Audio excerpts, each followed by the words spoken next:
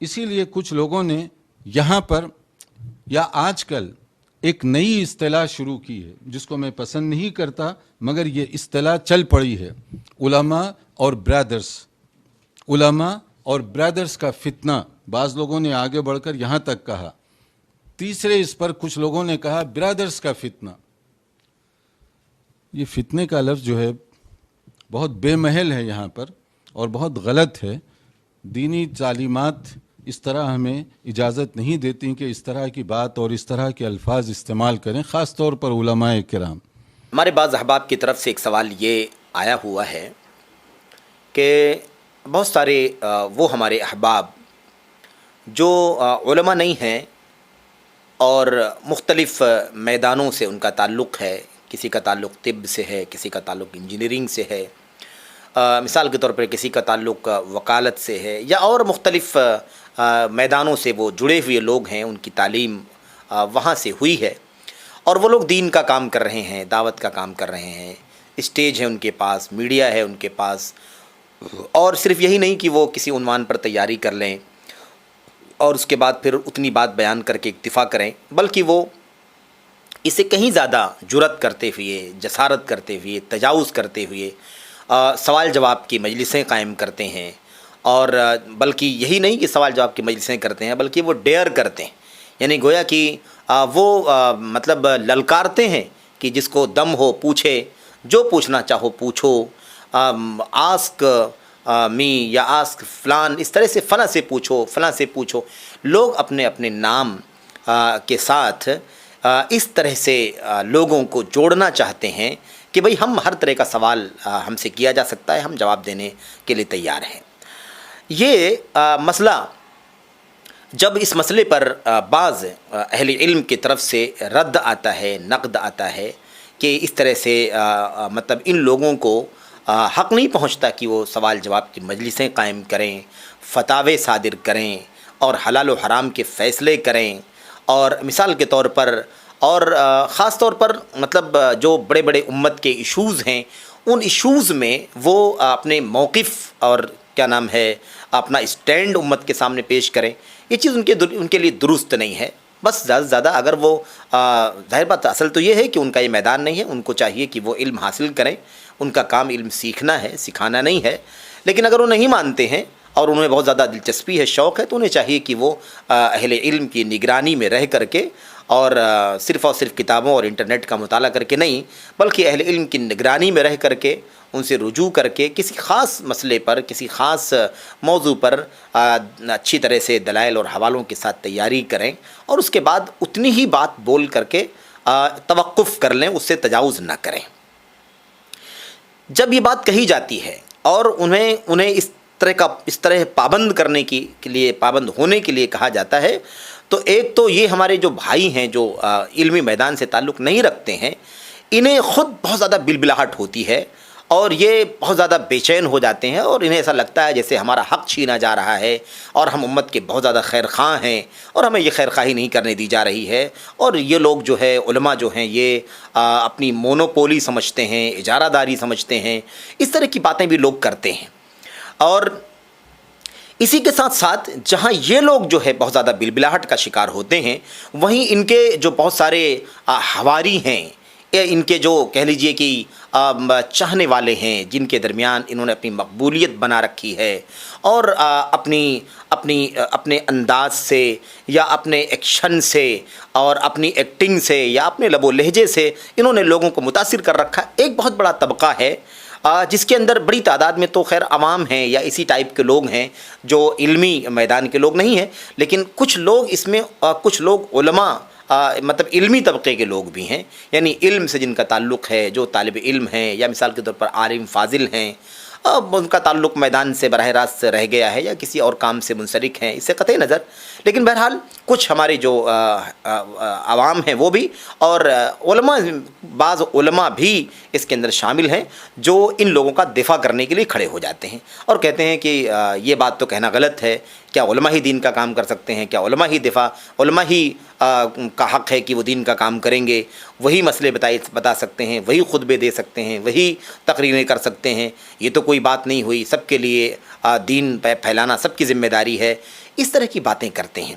اور یہ نہیں بلکہ جو بعض ہم نے عرض کیا کہ بعض وہ احباب ہمارے جن کا تعلق علم سے رہا ہے یا جو علماء یا طلباء کے ضمن میں آتے ہیں، ایسے لوگ کبھی کبھی تو دفاع میں ان برادروں یا ان متعلمین یا ان غیر علماء کے دفاع میں اس حد تک تجاوز کر جاتے ہیں کہ سلف امت کے جو نصوص ہیں، جو دلائل ہیں، جس میں یہ بات ثابت ہوتی ہے کہ ہمارے اسلاف نے، کبار ائمہ نے، کبار محدثین نے بھی مسئلے مسائل کا جواب دینے میں بہت زیادہ توقف کیا ہے، اور وہ اس جرات سے ڈرتے تھے اور ان سے کہیں فتویٰ غلط نہ ہو جائے بڑا تحرز کرتے تھے، اجتناب کرتے تھے، اور جب تک ان کے بڑے علماء، ان کے اساتذہ اور مشائخ ان کی شہادت نہیں دے دیتے تھے کہ یہ اس لائق ہو چکے ہیں کہ اب یہ مسئلے مسائل بیان کریں اور مسائل کا جواب دیں اور لوگوں کی رہنمائی کریں، تب تک وہ آگے نہیں بڑھتے تھے.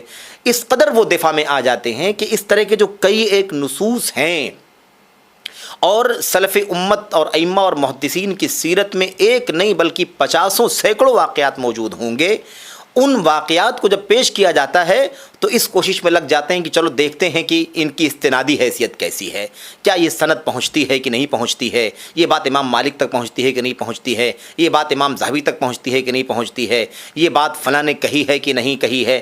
میرے بھائیوں، میرے بزرگوں، میں بہت ادب کے ساتھ اپنے ان علماء سے، اپنے طلباء سے ایک بات عرض کرنا چاہتا ہوں کہ سب سے پہلی بات تو یہ انصاف نہیں ہے کہ آپ علماء ہیں، طلباء ہیں، اور آپ علم اور اہل علم کا دفاع کرنے کے بجائے آپ ان جہلا کا دفاع کرنے کے لیے کھڑے ہو جاتے ہیں.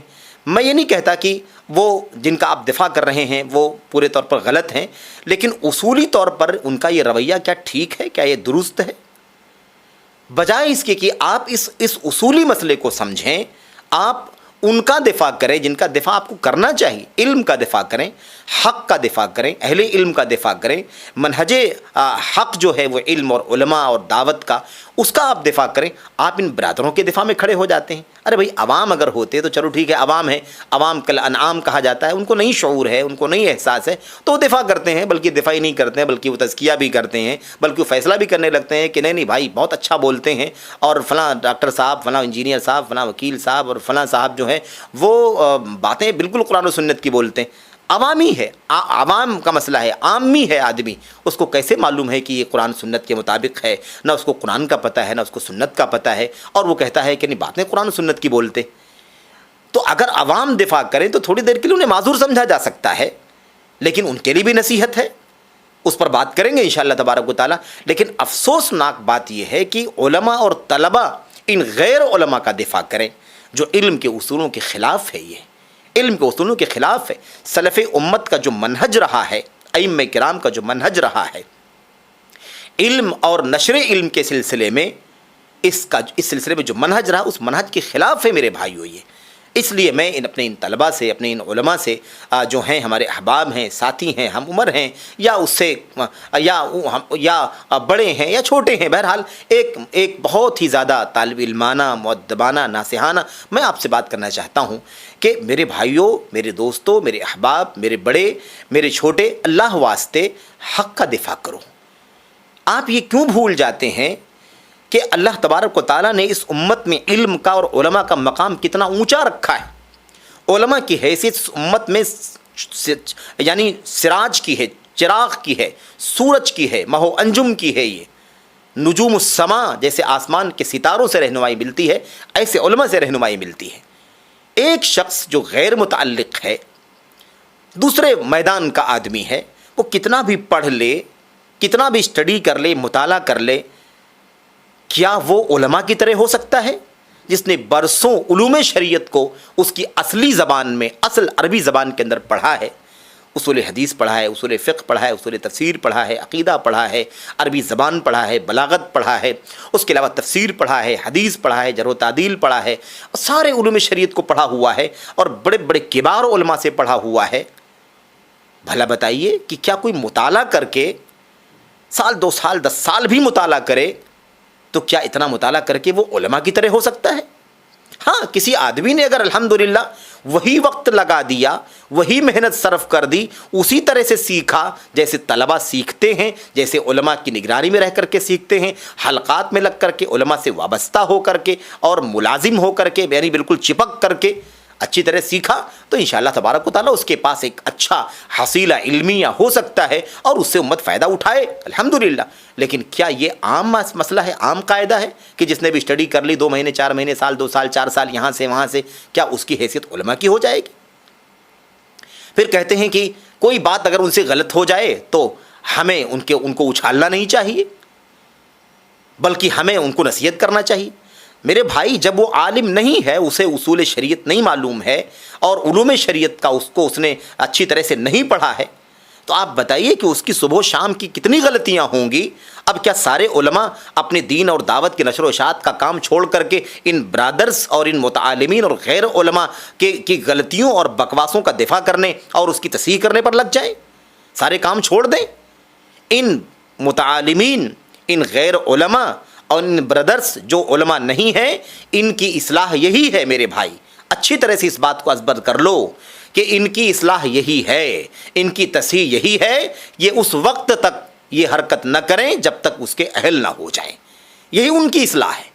ورنہ وہ صبح شام بیان کرتے رہیں, حفوات بکتے رہیں, غلطیاں کرتے رہیں, عقیدے کا فساد پھیلا دیں, منہج کا فساد پھیلا دیں, غلط فتوے دے دیں, غلط مسئلے بیان کر دیں, غلط شرح کر دیں, حدیث کی غلط تعبیر کر دیں, دین کی شریعت کی. اب اس کے بعد یہ علماء جو ہیں یہ اپنی دعوت کا کام, اپنی تعلیم و تربیت کا کام, اپنی تصنیف و تعلیف کا کام چھوڑ کر کے ان برادرز اور ان علماء, ان غیر علماء, ان متعالمین کی جو حفوات ہیں, جو ان کی بکواس ہیں, اب چلیں سارا کام چھوڑ کر کے ان کی اصلاح کرنا شروع کریں. یہ بکواس کریں جن کو حق نہیں پہنچتا کہ کھڑے ہوں, اور اس کے بعد علماء جو اپنا کام, جن کو حق ہے, جن کی ذمہ داری ہے اللہ تبارک و تعالیٰ کی طرف سے کہ وہ دین کی نشر و اشاعت کریں, امت کے عوام کو, خواص کو جو کچھ بھی وہ پہنچا سکتے ہیں پہنچائیں. وہ اپنا کام چھوڑ کر کے ان لوگوں کی اصلاح کرنے پر لگ جائیں. یہ گندگی پھیلائیں اور علماء اپنا کام چھوڑ کر کے گندگی صاف کریں. معذرت کے ساتھ میرے بھائیوں, ایک عوامی تعبیر ہے لوگوں کو سمجھنے کے لیے. تو سمجھنے کی بات یہ ہے کہ یہ افسوسناک بات ہے کہ علماء دفاع کرنے چلے جاتے ہیں جھولا کا.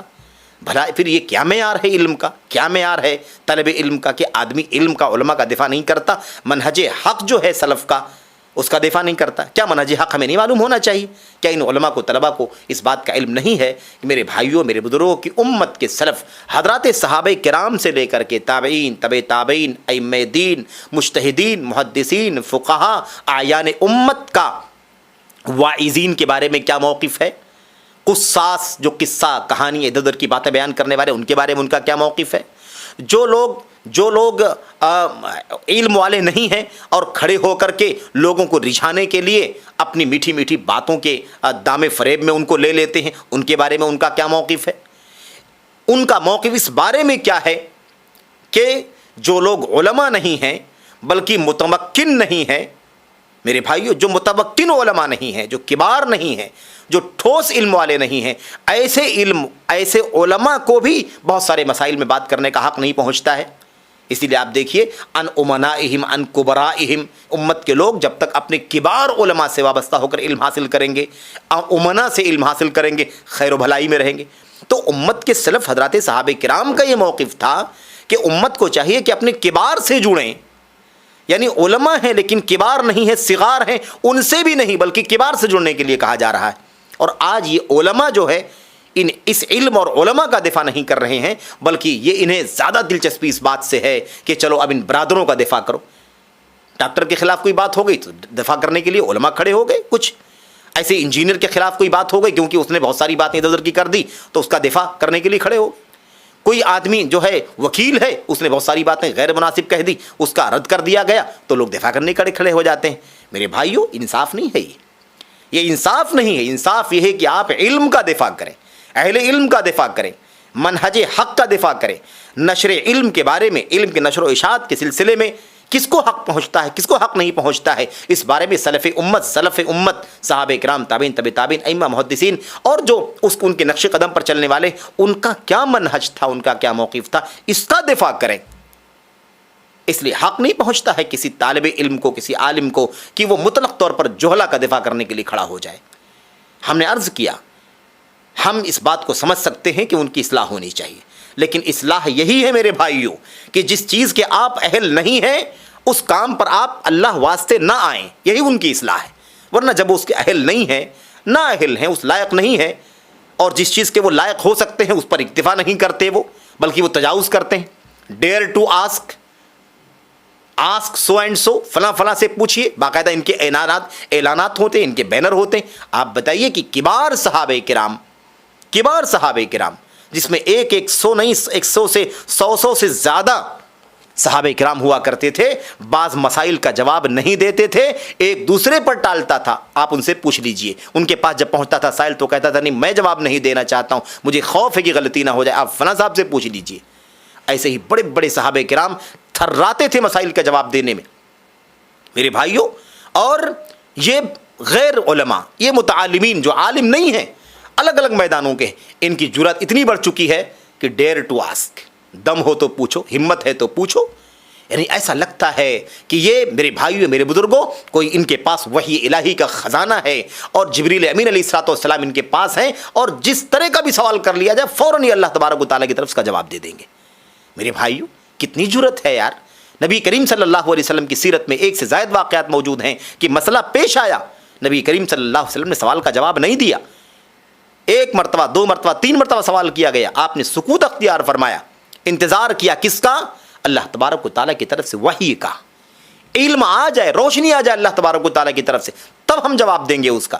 اور بالآخر جب اللہ تبارک و تعالیٰ نے جبریل امین علیہ السلام کے ذریعے سے وحی کے ذریعے سے اس کا جواب بھیجا، تب اللہ کے نبی علیہ السلام نے فرمایا این السائل، سوال کرنے والا کہاں گیا؟ جو پوچھ رہا تھا اسے بلایا گیا. آپ نے اس کے سوال کو دوبارہ دہروایا اور آپ نے اس کو جواب دیا.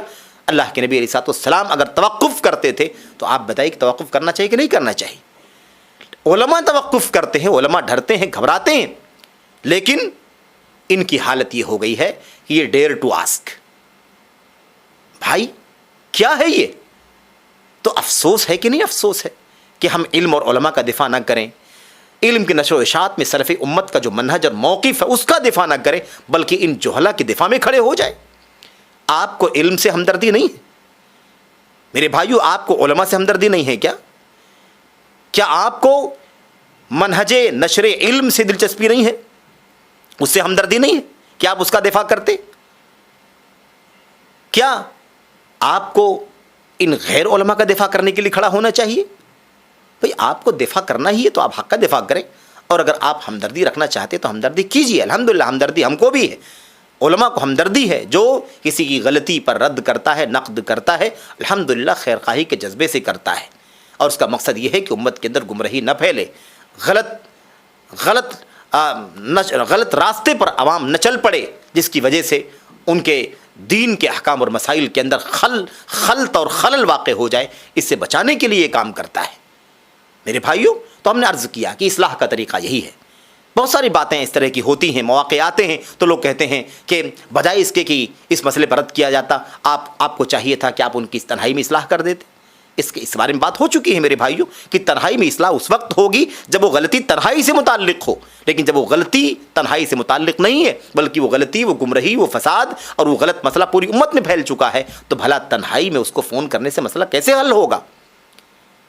یہ اس قدر عوام کے درمیان جو غلطی پھیل گئی ہے، اس کی اصلاح عوام کے درمیان کر دی گئی، جس کو بے عزتی سمجھا جا رہا ہے، تو کم از کم اس کے بعد تو اسے اپنی زبان کو لگام دینا چاہیے، مسئلے مسائل پر بات نہیں کرنی چاہیے، سوال کا جواب نہیں دینا چاہیے، فتویٰ نہیں جڑنا چاہیے. کیا یہ کافی نہیں ہے؟ اگر ایک آدمی جس کو ہم بے عزتی سمجھتے ہیں، اگر اس بے عزتی والی بات سے اگر وہ عبرت حاصل نہیں کرتا ہے، تو کیا ٹیلی فون کرنے سے اور تنہائی میں بات کرنے سے عبرت حاصل کرے گا وہ؟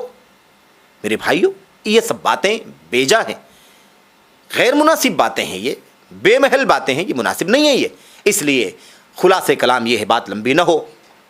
یہ ایک سے زائد ساتھیوں نے سوال کیا، اس مسئلے پر پوچھا کہ ہم دیکھتے ہیں کہ بہت سارے جو ویڈیوز یوٹیوب وغیرہ پر نشر ہوتے ہیں اس طرح کے عناوین سے، اس کے تحت بہت سارے لوگ دفاع کرنے کے لیے کھڑے ہو جاتے ہیں، اور اس کے اندر عوام تو عوام ہیں، بہت سارے مولوی ہیں، بہت سارے علماء ہیں، بہت سارے طلباء ہیں، وہ بھی دفاع کرنے کے لیے کھڑے ہو جاتے ہیں. میرے بھائیوں، میرے بزرگوں، اللہ واسطے اصولوں پر ہمیں چلنے کی ضرورت ہے، اور اللہ سے دعا کرتے ہیں کہ اللہ تعالی ہمیں اصولوں پر چلنے کی توفیق عطا فرمائے. یہ امت اس وقت تک خیر میں ہے، بھلائی میں ہے، جب تک یہ سچے علم سے، سچے علماء سے جڑی ہوئی ہے، اور کبار علماء سے جڑی ہوئی ہے، مستند علماء سے جڑی ہوئی ہے، معتبر علماء سے جڑی ہوئی ہے. ایسے لوگوں سے ایسے علماء سے جب تک یہ امت جڑی ہوئی ہے تب تک خیر ہے، اور جب یہ امت ان سے دور ہٹے گی تو یہ خیر بھی ان سے دور ہوتا چلا جائے گا، خیر بھی دور ہوتا چلا جائے گا. اس لیے اللہ واسطے آپ امت کے علماء کا دفاع کریں، علم کا دفاع کریں، حق کا دفاع کریں۔ یہ جو غیر متعلق لوگ ہیں، جن کا تعلق، جن کا میدان علم نہیں ہے، انہیں دائرے میں رہنے کی تلقین کریں، قابو میں رہنے کی تلقین کریں، انہیں جرأت، بیجا جرأت اور جسارت کرنے سے بچائیں۔ بھلا کبار علماء مسئلے مسائل پر اپنی زبان کھولنے سے ڈرتے ہیں، اور یہ پوری دنیا کے سامنے، میڈیا کے سامنے سوال کرنے کے لیے ڈیر کرنے کا حکم دیتے ہیں۔ میرے بھائیوں، کس قدر جرأت ہے، جسارت ہے! اس لیے اللہ واسطے یہ سب حرکتیں نہ کریں، یہ سب چیزیں غیر مناسب ہے، اور بہتر یہ ہے کہ اصولوں پر رہیں، اور اصولوں کے مطابق ہی انشاءاللہ تبارک و تعالیٰ چلنے میں ہماری اور آپ کی نجات ہے، امت کے لیے خیر ہے، امت کے لیے بھلائی ہے۔ اللہ سے دعا کرتے ہیں کہ اللہ تبارک و تعالیٰ ہمیں علم کا، اہل علم کا، نشر علم کے اصولوں کا، اور نشر علم کے سلسلے میں امت کے سلف کا، میرے بھائیوں، جو منہج ہے، موقف ہے، اس کا دفاع کرنے کی توفیق عطا فرمائے۔ اس کی اگر ایسا ہم نہیں کریں گے تو جہالت کو بڑھاوا ملے گا، اور خواہشات نفسانی کی غلامی کو بڑھاوا ملے گا، اور ہر شخص ما شاء اللہ قال من شاء ما شاء، آدمی جو کہنا چاہے گا کہے گا، جب بولنا چاہے گا بولے گا، جو بولنا چاہے گا بولے گا۔ تو یہ چیز امت کے حق میں کبھی بھی خیر کی نہیں بن سکتی، یہ چیز امت کے حق میں بہتر نہیں ہے۔ امت کے حق میں بہتر یہی ہے کہ امت کے لوگوں کو امت کے کبار سے جوڑا جائے، امت کے علماء سے جوڑا جائے، اور علم کا، اہل علم کا دفاع کیا جائے، نہ کہ جہل اور اہل جہل کا دفاع کیا جائے۔ میرے بھائیوں، میرے بزرگوں، اگر کوئی بات تلخ ہے تو اللہ سے دعا کرتے ہیں کہ اللہ تعالیٰ مجھے بھی معاف فرمائے، آپ حضرات کو بھی، آپ حضرات سے بھی درخواست ہے کہ آپ معذور سمجھیں۔ اللہ تعالیٰ ہم سب کو خیر کی توفیق عطا فرمائے، آمین رب العالمین۔ والسلام علیکم ورحمۃ اللہ وبرکاتہ۔